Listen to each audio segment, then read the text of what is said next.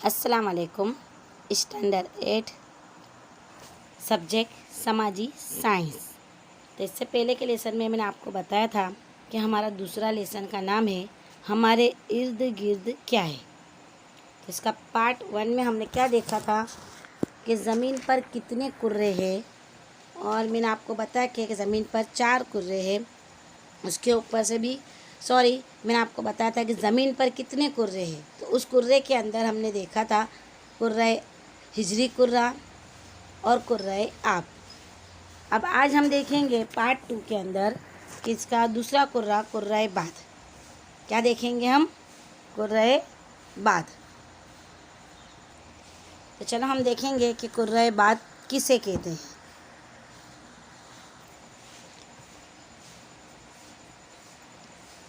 तो कुर्रे बाद यानी क्या? ज़मीन के चारों तरफ लिपटे हुए गिलाफ या कुर्रे को कुर्रे बाद कहते हैं।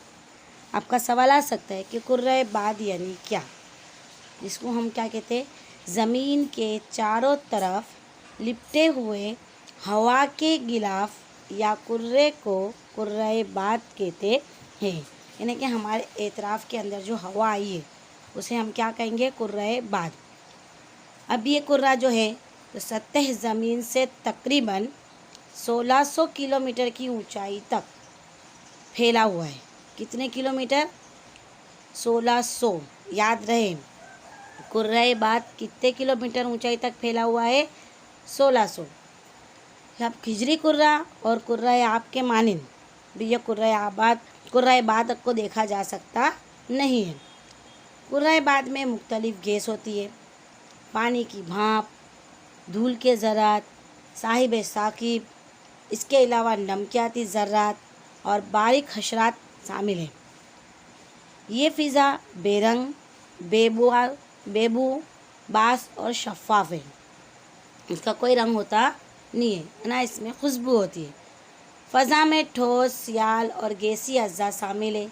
इसमें तकरीबन 78 यानी कि 78% नाइट्रोजन है। ये भी सवाल आ सकता है कि कुर्रे बाद में खल जगह नाइट्रोजन है तो कितना है? 78। 21% ऑक्सीजन और 1% जितनी दीगर गैस शामिल है। सतह ज़मीन देखो, नाइट्रोजन कितना है? 78.03 या 78। इसके अलावा सतह ज़मीन से जो ऊपर की जानिब बढ़ेंगे तो फ़िज़ा की जो निचली सतह के ज़्यादातर गैसों का तनासुब क्या होता जाएगा? घटता जाएगा। अब कार्बन डाइऑक्साइड चूँकि भारी है और इसकी हवा की जो निचली सतह है वो ज़्यादा मिकदार है, और ऊपर जाते जाते वो क्या हो जाएगी? घट जाएगी। यानी कि हम ज़मीन से जैसे जैसे ऊपर जाएंगे और एकदम ज़्यादा ऊपर जाएंगे और ज़्यादा, तो हमें ऑक्सीजन की कमी महसूस होगी, यानी कि हवा कम होगी। यानी कि उसकी जो मिक़दार है वो ऊपर जाते जाते क्या हो जाएगी? घट जाएगी। हवा में ओज़ोन बहुत ही कम मिक़दार में है।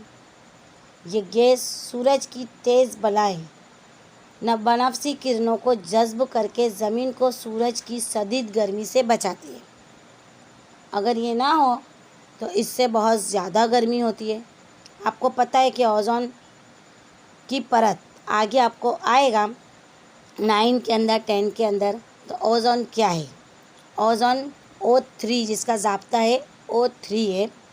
तो ओज़ोन जो है सूरज से निकलने वाली किरण है, और ये जब ज़मीन पर आती है बेटा तो सूरज की जो शदीद गर्मी से हमको क्या करती है? ये बचाती है। ये बिलखुसूस अल सुबह खुले हुए मैदान में, यानी कि मॉर्निंग में एकदम सुबह में, और साहिली समंदर की हवा में ज़्यादा मिक़दार में होती है। कौन सी हवा? ओज़ोन। ऑक्सीजन और नाइट्रोजन गैस ज़मीन पर ज़ीरो को ज़िंदा रखती है, और ऑक्सीजन की शिद्दत को नाइट्रोजन क्या करता है? कम करता है। अब इसके बाद हम देखेंगे कि फ़िज़ा में मखसूस सियाल मादा पानी है। हम पहले ही पढ़ चुके हैं। हरारत से भाप बनकर पानी भाप की शक्ल में हवा में जज़्ब होता है, जिसकी रुतूबत के तौर पर हम पहचानते हैं। हम देखते हैं कि बारिश जो होती है तो बारिश किस तरह से होती है कि भाई बारिश का पानी समंदर में जाता है, समंदर के बाद उसके अंदर से क्या होती है, गर्मी की वजह से, सूरज की गर्मी की वजह से वो भाप बनती है, यानी कि पानी गर्म होकर उसकी क्या होती है, भाप। और भाप बनने के बाद वो ऊपर की जानिब जाती है, और जब वो ऊपर की जानिब जाती है तो ठंडी होती है, और ठंडी होने के बाद उसके परपोटे बनते हैं, यानी कि उसके बबुल बनते हैं, और जब वो भारी शक्ल में होते तो फिर वो बारिश की शक्ल में नीचे आते। तो उसी तरह कि हवा में जज्ब होती है जिसको रुतूबत के तौर पर हम पहचानते हैं। भाप या ठंडे बर्फ़, ओले वगैरह भाप की शक्ल बनती है। किसी भी इलाके के लोगों की ग़िज़ा, लिबास, रिहाइश, रंग, ख़द, मासी सरगर्मियाँ वगैरह पर फ़िज़ा का असर नज़र आता है। जैसा कि हमारे यहाँ पर, हम यहाँ पर रहते हैं तो हमें इतनी ठंडी नहीं लगती, तो हम क्या कपड़े पहनते हैं, ऊन के, स्वेटर ऐसा पहनते हैं। लेकिन हमारी मिक़दार के अंदर अगर हम कश्मीर, शिमला वहाँ पर जाते तो वहाँ पर ठंडी क्या है, हद से ज़्यादा है। इसके अलावा हमारे यहाँ रहन सहन का और कश्मीर, शिमला इधर जहाँ पर रहते वहाँ के जो लोग हैं उनकी ग़िज़ा भी अलग होगी, यहाँ तक कि उनके लिबास भी आप देखते होंगे, लिबास भी उनके अलग है, लंबे लंबे जुब्बे होते हैं। उनके घर ज़्यादातर लकड़ी के होते हैं, हमारे यहाँ पर क्या है, ज़्यादातर पक्के घर। तो ये किस वजह से, तो भाई उनकी उसके अलावा उनकी मासी जो सरगर्मियाँ हैं उसके ऊपर भी फ़िज़ा का असर हमको नज़र आता है। फ़िज़ा में मुख्तलिफ़ ज़र्रात भी नज़र आते हैं। इन ज़र्रात की वजह से ज़मीन पर सूरज की रोशनी फैली हुई दिखाई देती है। इसकी वजह से सूरज के तुलू होते वक्त यकायक उजाला नहीं होता। आप देखते होंगे सुबह में सूरज निकलता है तो फ़ौरन हमको उजाला नहीं दिखता, और सूरज के डूबते वक्त भी हमको यकायक अंधेरा दिखता नहीं है। सुबह में हम उठते हैं, देखते कि धीरे धीरे धीरे धीरे धीरे क्या होता है, उजास होता है, यानी कि उजाला होता है। और शाम के वक्त भी हम देखेंगे तो फ़ौरन अंधेरा नहीं हो जाता, बल्कि जब जिस वक्त सूरज डूबता है धीरे धीरे उसी तरह अंधेरा होता है। ज़रात के ज़रिए रोशनी की किरणें मुनाकिश होती है और सूरज की रोशनी मिलती है। फ़िज़ा के वसीले से हम आवाज़ को भी सुन सकते हैं, यानी कि मैं आपको बोल रही हूँ तो बोलने के बाद जो आवाज़ निकलती है तो भाई वो किसके ज़रिए, तो वो फ़िज़ा के ज़रिए। अगर एक शख्स बाहर खड़ा है, एक शख्स अंदर है, तो जैसे ही हम उसको बूम पड़ेंगे तो हमारा जो आवाज़ है वो आवाज़ उस तक पहुँचने के लिए हमको क्या काम आती है, फ़िज़ा। यानी कि वो फ़िज़ा है जो उसको वहाँ से कान तक उसको वो आवाज़ को लेकर गई। इससे ही तो रेडियो, दूरदर्शन की असात मुमकिन बनी है।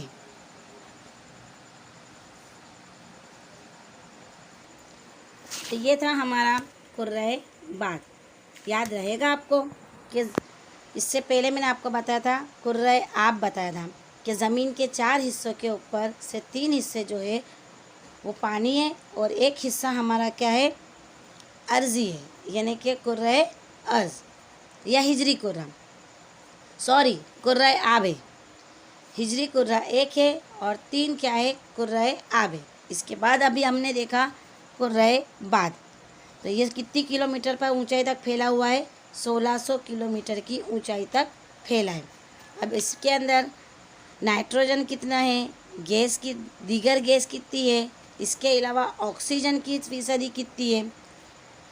फिर इसके अलावा आपको सवाल भी आ सकता है कि भाई फ़िज़ा में हर जगह मखसूस सियाल मादा है, तो उसका जवाब भी आपको देना है। तो ये मैंने आपको पढ़ाया कुर्रे बात। अब इसके बाद हम नेक्स्ट पीरियड में देखेंगे कुर्रे हयात।